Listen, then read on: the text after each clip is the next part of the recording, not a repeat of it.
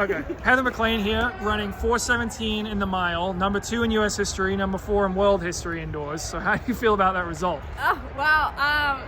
Yeah, super excited. I think like my only goal today was to go for the standard, the indoor standard. So very pleasantly surprised and thrilled, obviously, and yeah, just excited.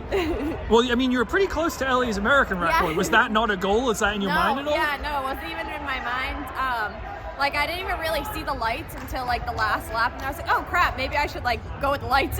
And I think they were set to like 4:18. So yeah, definitely like super cool to be even in that wheelhouse right now. And obviously I look up to Ellie. Ellie's like one of my best friends. So yeah, super cool to be like in that conversation as well. Yeah, well, because Mark was saying like he thought the lights was set to like 4:16 flat, but I think it was for 1600, not for the full mile. Yeah, and so, yeah, I think they were 4:18. You weren't like paying attention to them during the race at all? Yeah, honestly, like my race plan going in was to just sit on the pacer, Kate, my teammate, and I like I said, my only goal was to get the standard. So I was like, you know, if I go out fast and I die a little bit and get the standard, I'll be totally happy with that. And so I just kind of wanted to see what I can do. And I feel like this is the one type of race I haven't gotten this season yet. And so I'm just, yeah, super excited. Yeah. Correct me if I'm wrong, but I'm pretty sure you're undefeated in Boston this season. Yeah. What is it about Boston? I'm at the Boston crown. What is it about racing at home that brings the best out of you? The familiarity of it. Like I think last night when I was, you know, mentally preparing for this race a little bit, I just kind of had a sense of ease. Like I've raced at BU a million times. Like it's kind of funny. My first time breaking 5 minutes was at BU. My first time breaking 4:30 was at BU, and now my first time breaking 4:20 is at BU. So, or not at BU. Actually, yeah, at BU.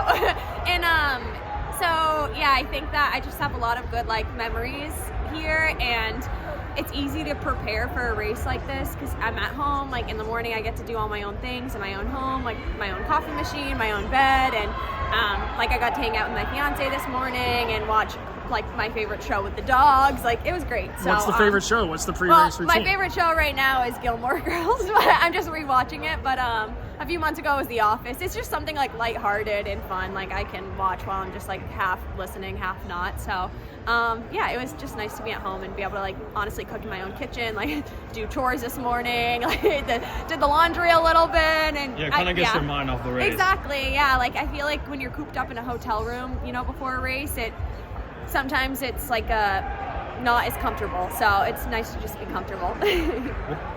Is there any like frustration being that close to the American record, like 6/10? Or no, honestly, I'm like, obviously afterwards I was like, dang, I was so close. But like I said, I'm just happy to be racing well and happy to be racing in general. And so yeah, now I know like more of what I'm capable of. So it's just more information for me going into, you know, the rest of the season and outdoors.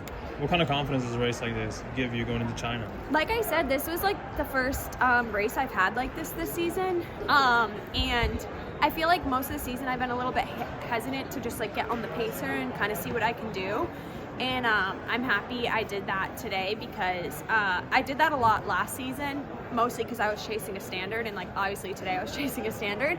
But I think it's just confidence in the fact that like, hey, sometimes you can take it and be fine. And I would say I'm more of like a, you know, hang in the pack type of racer. So it's good to know I can race two different ways. What do the next 3 weeks look like for you ahead of the World Indoors?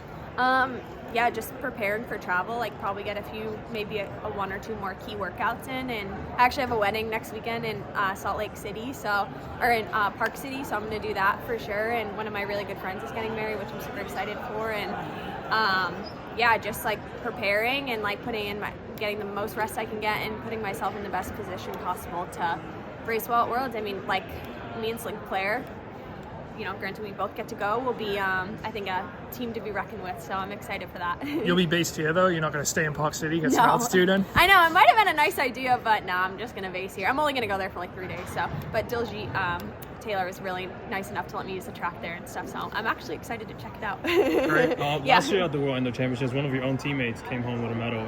Is a medal something that's in your head going Oh, into World definitely. Indoors? I feel like when you're a U.S. athlete going to a championship like that, it's always in your head. I mean, we're the best country in the world when it comes to track and field, and so it's definitely a goal of mine for sure. And I think it'll be a good confidence boost. I mean, I watched the girls get the medals last year, and it was so inspiring, and then it really set them up well for outdoors, just like having that confidence going in. And of course, like, the goal is a medal, but the goal is also just like to be the best athlete I can be out there and represent well, and just like see what I can do.